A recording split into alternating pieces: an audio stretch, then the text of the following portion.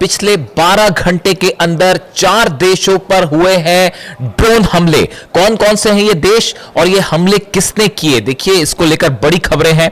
Israel में हमले हुए हैं, सऊदी अरेबिया में, जॉर्डन में, इराक में। इन चारों देशों पर ड्रोन स्ट्राइक्स की खबरें हैं। क्या ये हमले ईरान के हैं? क्या ईरान ने ये स्ट्राइक्स की है?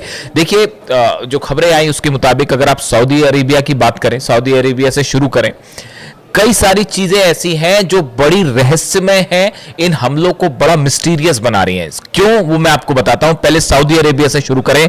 Saudi Arabia's defence ministry said it shot down drones aimed at petroleum targets, some in eastern province and other in capital Riyadh. यानी रियाद समेत पूर्वी हिस्से में सऊदी के ड्रोन स्ट्राइक्स की गई हैं। सऊदी का दावा है ड्रोन गिरा दिए गए, लेकिन कुछ लोगों का यह भी दावा है कि यहां धमाकों की आवाजें सुनाई दी हैं। यह सब कब हो रहा है? जब हूती और सऊदी के बीच में लगातार जंग वाले हालात बने हुए हैं। It said that the drones had been launched from Iraq by Iran-backed militia and it reserved the right to respond। अब देखिए यहां गौर करने वाली बात क्या है, जो बात इस पूरे मसले को रहस्यमय बना रही है। सऊदी ये कह रहा है कि ये हमले यमन से नहीं हुए।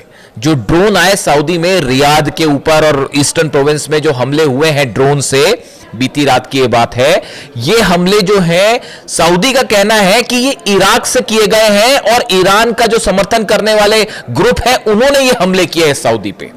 अब ये इस मामले को बड़ा एक नया टर्न दे रहा है। देखिए हूती तो लगातार हमला कर ही रहे हैं। हूती के हमलों में तो जो इमेजेस हैं वो है कि अरामको जो ऑयल रिफाइनरी है उसमें ऐसी आग लगी है कि वो नासा की तरफ से भी जो एक इमेज जारी की गई, बताया जा रहा है ऐसा कि वो पूरे इलाके में जो है धुआं है और वो आग अब तक नहीं बुझी है। 48 घंटे से ज्यादा हो गया ये हमला हुए। Satellite imagery circling on social media appeared to show damage caused to Saudi's Aramco oil processing facility in the country's east. Separate footage showed a large plume of smoke rising from the facility following the attack. पूरे इलाके में धुएं का गुबार देखा जा रहा है और सैटेलाइट से वो इमेजेस दिखाई दे रही है। यानी सऊदी को अरामको जो ऑयल फैसिलिटी थी ये अकबेक इलाके में, यहां पर जो है बड़ा नुकसान हुआ है। Separately Houthis allies, Iran's ally Houthi in Yemen said they have targeted transit sites carrying oil west to Saudi Arabia's main Red Sea oil port of Yanbu। इन्होंने कहा है कि जो जहाज यानबू जा रहे हैं सऊदी के, उसको भी, उनको पे भी हमले किए गए। देखिए 3 हमलों की खबरें तो कंफर्म थी कि 3 जहाज सऊदी के इसको हूतीस की तरफ से टारगेट किया गया, इस तरह की खबरें। अब इनका फिर से दावा आया है कि जो यानबू पोर्ट है सऊदी का, इसके पास और जहाजों को निशाना बनाया गया है। और in retaliation for what it said were Saudi drone incursion in Yemeni air space, जो यमन के एयर स्पेस में सऊदी के ड्रोन्स भेजे गए, उसका जवाब देते हुए यानबू के आसपास जो है वो हमले किए हैं हूती ने। ये हूती का दावा है। अब देखिए हालात ये है कि सऊदी के ऊपर ड्रोन गिर रहे हैं, सऊदी के ऊपर हमले हो रहे हैं लगातार, सऊदी ड्रोन अटैक कर रहा है यमन में, इस तरह की खबरें। लेकिन इसके बीच में जो गौर करने वाली बात मैं रिपीट कर रहा हूं कि सऊदी कह रहा है सब इराक से हमले हो गए। और इराक से हमले का होने का मतलब है वो सऊदी खुद ही कह रहा है कि ईरान समर्थित जो ग्रुप है उसने ये हमले किए हैं। मतलब दूसरे शब्दों में ईरान के ड्रोन से ही स्ट्राइक की गई सऊदी में, जो अंदर की कहानी। अब देखिए अब दूसरी खबर आ जाइए। दूसरी खबर है इजराइल में तो कल सेडोट इलाके में वैसे ही हंगामा मच गया था। जो 2 कंपनीज में ऑयल, जो केमिकल कंपनीज है उसमें ऑयल कंपनी में जो धमाके हुए, आग लगी, उसके बाद वहां पर अमोनिया फैलने की खबर थी, तो वो उसको ऑलरेडी ड्रोन स्ट्राइक मानी जा रही थी। तो पूरे इजराइल में कल इसको लेकर खबरें थी कि भाई ये हमला हो गया। उसके बाद रात को फिर एक बड़ी चौंकाने वाली खबर आई। खबर ये आई कि इजराइल में जो है वो जॉर्डन का जो बॉर्डर लगता है वहां से 2 ड्रोन्स अंदर आ गए और इजराइल का दावा है कि हमने उसको मार गिराया। ऐसा इजराइल का दावा है, वो गिरे, मार गिराया पता नहीं, लेकिन 2 ड्रोन्स अंदर आए। अब ये ड्रोन किसने भेजे हैं इसको लेके कंफ्यूजन है। इजराइल कुछ बोलने को तैयार नहीं है। अब जॉर्डन के बॉर्डर से अगर इजराइल में ड्रोन आएगा तो या तो वो हिजबुल्लाह ने भेजे हैं या ईरान के ड्रोन्स है। तो अब इसको लेकर पैनिक है इजराइल में कि भाई ये ईरान के ड्रोन्स आए हैं। कल जो ऑयल जो केमिकल कंपनीज में आग लगी थी दो, वो भी ड्रोन स्ट्राइक थी। इस तरह की भी चर्चाएं हैं। हालांकि इसकी कोई पुष्टि नहीं है, ना ईरान ने कुछ कहा ना इजराइल ने इस तरह की बात कही, लेकिन वो चर्चाएं इस तरह की, वो अटैक इस नेचर का था या वो हादसा इस नेचर का था। आप अटैक नहीं कहिए, हादसा इस नेचर का था। अब ये 2 ड्रोन आने की खबर कंफर्म है। ये सब कब हो रहा है? जब नेतन्याहू जो है डोनाल्ड ट्रंप से मिलने के लिए वॉशिंगटन में है, यानी नेतन्याहू वहां मिल रहे हैं, यहां पर जो है ड्रोन्स आए जा रहे हैं इजराइल के ऊपर। अब आप बात कर लीजिए जॉर्डन की। जॉर्डन में भी खबरें हैं कि 2 ड्रोन से स्ट्राइक की गई है। ये जॉर्डन का दावा है। अब जॉर्डन में कौन स्ट्राइक करेगा आप खुद ही समझ लीजिए। दोनों ईरानी ड्रोन से बताए जा रहे हैं कि ईरान के जो ड्रोन्स थे इससे हमले हुए हैं जॉर्डन पे, ऐसा जॉर्डन का कहना है। और 2 ड्रोन्स जो है वो टेरिटरी में अंदर आए, धमाके हुए नहीं हुए पता चलेगा, खबरें सामने आएंगी। यानी जॉर्डन में भी हमला है। आप इराक की बात करें, इराक में बड़ी स्ट्राइक हुई है, बड़ी स्ट्राइक हुई है, ड्रोन स्ट्राइक। शायद 136 ड्रोन से ये हमले किए गए हैं। करीब 5 से 6 जगहों पर धमाके हुए हैं। जो अमेरिकी एम्बेसी है, उस एम्बेसी के पास ड्रोन स्ट्राइक हुई। उसका नतीजा यह हुआ कि करीब 10 फाइटर जेट अमेरिका के तुरंत टेक ऑफ करते हैं। ये अंदेशा था, ऐसा लग रहा था कि अमेरिका फोर्सेस को कि ये बड़ी स्ट्राइक हो गई है और मिसाइल हमले भी हो सकते हैं। और अगर एम्बेसी पे मिसाइल गिर गई, सैनिकों की और कैजुअलिटी हो जाएगी, अधिकारों की कैजुअलिटी हो गई तो और जो है बदनामी हो जाएगी। वैसे ही जॉर्डन में कितने मरे हैं अभी तक पता नहीं चल पा रहा है। जॉर्डन में कितनी कैजुअलिटी हो पता नहीं चल पा रही है, कुछ बोलने को तैयार नहीं है। ईरान ने दावा कर दिया 200 सैनिकों को हमने मार दिया है, तो वो एक अलग कहानी खड़ी हुई है। दूसरी तरफ वो जहाज जो जले हैं, वो नंबर्स मैं आपको बता चुका हूं, 20 से ऊपर जहाज है जो डैमेज है। ऐसा दावे हैं कि 20 से ज्यादा जहाज जो है वो ईरान ने डैमेज कर दिए। अब ऐसे में ये इराक पर हमले क्यों हो रहे हैं, जरा इस बात को समझिए, समझना जरूरी है। ये हमले कोई रैंडम हमले नहीं हो जा रहे कि बस आज मन किया इसलिए हमले कर लिए, ऐसे हमले नहीं है। जो मेरी जानकारी है उसके मुताबिक एक बैठक होती है, ये बैठक हुई थी 24 घंटे पहले। इस बैठक में डोनाल्ड ट्रंप शामिल थे, जितने अधिकारी हैं, ब्रैड कूपर सेंटकॉफ के चीफ हैं वो शामिल थे, Dan Caine, general Dan Caine शामिल थे, पीट हेग्सेथ शामिल थे। इसमें इस बैठक में बताया जाता है कि ब्रैड कूपर की तरफ से डोनाल्ड ट्रंप को यह ब्रीफ किया गया सेंटकॉम चीफ की तरफ से कि भाई हमने जितनी स्ट्राइक्स करनी थी ईरान पर वो कर ली। एयर स्ट्राइक्स की लिमिट होती है कि वो कर लिया, जितना नुकसान पहुंचाना था पहुंचा लिया, अब इससे ज्यादा एयर स्ट्राइक करने का फायदा नहीं है। तो फिर बोला जाए कि अब क्या किया जाए, तो बोले ग्राउंड ऑपरेशन एकमात्र तरीका है कि ग्राउंड ऑपरेशन किया जाए। ईरान उसके लिए तैयार बैठा है। ईरान कह रहा है यू आर वेलकम, कदम रख के देखिए हमारी जमीन पर, उसके बाद हम बताते हैं क्या होगा।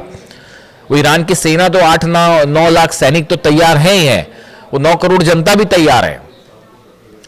वो तो पिछली बार हेलीकॉप्टर रेस्क्यू, जो प्लेन का पायलट जो क्रैश हो गया था, प्लेन और पायलट फंस गया था वहां पे, और वो जो है उसको निकालने के लिए ईरान की सेना बाद में पहुंची, वो आम लोग जो है वो भिड़ गए थे अमेरिकन फोर्सेस से। तो वो जो 9 करोड़ लोग हैं वो अलग तैयार है। एक भी सैनिक ने अगर कदम रखा तो क्या होगा, तो बोले ग्राउंड ऑपरेशन करेंगे। तो फिर ग्राउंड ऑपरेशन करेंगे तो ग्राउंड ऑपरेशन कैसे किया जाए, तो ऐसी खबरें हैं सोर्सेस से। रशिया की केजीबी ने यह अलर्ट दिया ईरान को कि जो इराक बॉर्डर है उसको लेकर अलर्ट रही है, यहां से किसी तरह का ग्राउंड ऑपरेशन होने की खबरें हैं कि अगर अमेरिका यहां से ग्राउंड ऑपरेशन करके अंदर घुसने की कोशिश कर सकती है अमेरिकन फोर्सेस, या कुर्द लड़ाकों की मदद से यह ऑपरेशन हो सकता है। इसीलिए आप ये जो देख रहे हैं लगातार हमले हो रहे हैं, कुर्दिश लड़ाकों के जितने हथियारों के ठिकाने हैं या जहां से वो ड्रोन लॉन्च कर सकते हैं या जहां पर उनके बेसेस हैं, इन सबको तबाह किया जा रहा है। ये इंफ्रास्ट्रक्चर तबाह किया जा रहा है, और यही ईरान की प्रीएम्प्टिव स्ट्राइक की नीति है, जो कि अहमद वाहिदी साहब जिसको फॉलो कर रहे हैं, जिसको अली खामनेई साहब ने हमेशा अपने सामने रखा, और यही वो कासिम सुलेमानी साहब की रणनीति है कि कैसे दुश्मन से एक कदम आके रह के, अगर आपको लगे कि सामने वाला खतरा है, उसको आप तुरंत खत्म कर दीजिए। तो यही इराक में किया जा रहा है। इसके पहले कि वहां पर किसी तरह की कोई ग्राउंड ऑपरेशन की संभावना बने, उसको तबाह किया जाए, और इसीलिए ये स्ट्राइक हो रही है। और यूएई की एक कंपनी पर भी जो हमला हुआ, यूएई की कंपनी जो कि किरकुक में जो हमला हुआ, यूएई की ऑयल रिफाइनरी, उसके ऊपर ड्रोन स्ट्राइक की गई। तो आप देखिए खेल, मिडिल ईस्ट का खेल समझिए आप कैसे खेल चल रहा है कि सीधी लड़ाई नहीं हो रही। ईरान और अमेरिका में बड़े सीधे हमले नहीं हो रहे, लेकिन हमले ऑयल कंपनीज, ऑयल बाब अल मंदेब बंद है, सऊदी की ऑयल रिफाइनरीज जल रही हैं, उधर पे रूस वाला मैटर अलग है, रूस की ऑयल रिफाइनरी अलग जल रही है, वो यूक्रेन हमले कर रहा है, ईरान को लेके पुतिन और ट्रंप आमने सामने हैं, वो एक अलग बात है। इराक में देखिए, इराक में जो यूएई की ऑयल कंपनीज है उस पर हमले हो रहे हैं, यमन में हमले हो रहे हैं, इजराइल पर जो है वो 2 ड्रोन अंदर आ गए और वो केमिकल फैक्ट्री में आग जो लगी है वो अभी भी संदेहास्पद है, तो उसको लेकर वो अलग खबर है। जॉर्डन पे हमले हैं और नई वार्निंग आ गई है ईरान की तरफ से। ईरान ये कह रहा है पिछले 48 घंटे के अंदर, देखिए जो पीटरसन वॉरशिप है अमेरिका का जो कि अरब सागर में था, ये हॉर्मुज के थोड़ा करीब आया है और इसने जो है जितने जहाज अमेरिका ईरान के जो जहाज हॉर्मुज से आना जाना कर रहे हैं उनको रोकने की कोशिश कर रही है अमेरिका की नेवी। ये कब हुआ? ये जब हमले जारी थे उस बीच में नहीं हुआ। अगर हमले जारी होने के बीच में होता तो अबू महदी दाग दी जाती और ये जहाजों की हो गई होती ऐसी की तैसी। तो वो उस समय ये सब नहीं हुआ, उस समय तो पीछे खींच लिए थे जहाज, 1000 किलोमीटर के डिस्टेंस पे आ गए थे, वो हॉर्मुज के करीब पहुंच रहे थे, वो अरब सागर तक आ गए थे क्योंकि अबू महदी की रेंज में थे 1000 किलोमीटर की। फिर ये हुआ कि जब ये हमले बंद हुए तब ये यूएसएस पीटरसन जो है ये एक्टिवेट हुआ और कुछ जहाज अब ये ईरान के जहाजों को रोकने की कोशिश कर रहे हैं, जो तेल के जहाज ईरान जा रहे हैं या आ रहे हैं। उसको लेके ईरान की तरफ से वार्निंग आ गई है कि अगर ये जो तमाशा आपका चल रहा है ये चलता रहा, हमारे जहाजों को रोकने की कोशिश हुई तो फिर आपका एक भी जहाज नहीं बचेगा और सीधी स्ट्राइक होगी। तो हॉर्मुज को लेकर तनाव बढ़ गया है, बाबल मंदे बंद है ही। इसके साथ ही मुस्तफा खामनी साहब का संदेश मैंने कल आपका जिक्र कर दिया था, इसमें उन्होंने साफ शर्त रख दी कि लेबनान में हमारे इजराइल की सेना को पहले वापस बुलाइए, लेबनान पर पूरे हमले रोकिए, वरना कोई बात नहीं। अब ये बीच में जो बातचीत की खिचड़ी पकड़ी है अलग चल रही है, पाकिस्तान भी इन्वॉल्व है, कतर भी इन्वॉल्व है, ओमान भी इन्वॉल्व है, इजिप्ट भी इन्वॉल्व है, वो सब अधिकारी मिलकर आपस में बात कर रहे हैं। वो अनऑफिशियल टॉक्स है, ईरान ने साफ कह दिया कोई हमारी ऑफिशियल टॉक नहीं हो रही। अब क्या चर्चा होगी, क्या यूरेनियम और क्या न्यूक्लियर इंस्पेक्शन इन हालात में? आपने फिर हमला करके 54 लोगों को शहीद कर दिया ईरान में, क्या टॉक करना उनसे? कोई टॉक वॉक नहीं होने वाली और होगी भी तो कोई नतीजा नहीं निकलने वाला। डोनाल्ड ट्रंप यही कह रहे हैं कि अगर नतीजा नहीं निकला तो फिर हम ऐसा कर देंगे वैसा कर देंगे, तो वो जो कर देंगे वो देख लिया जाएगा। ईरान कह रहा कर लो जो करना है। तो इस हालात में नेतन्याहू और ट्रंप की मुलाकात पर नजर है, वहां क्या निकल के आता है आपको बताएंगे। फिलहाल हालात ये है कि 4 देशों पे सस्पिशियस ड्रोन स्ट्राइक्स 12 घंटे के अंदर और मिडिल ईस्ट अभी भी तूफान के पहले की शांति। Thank you so much.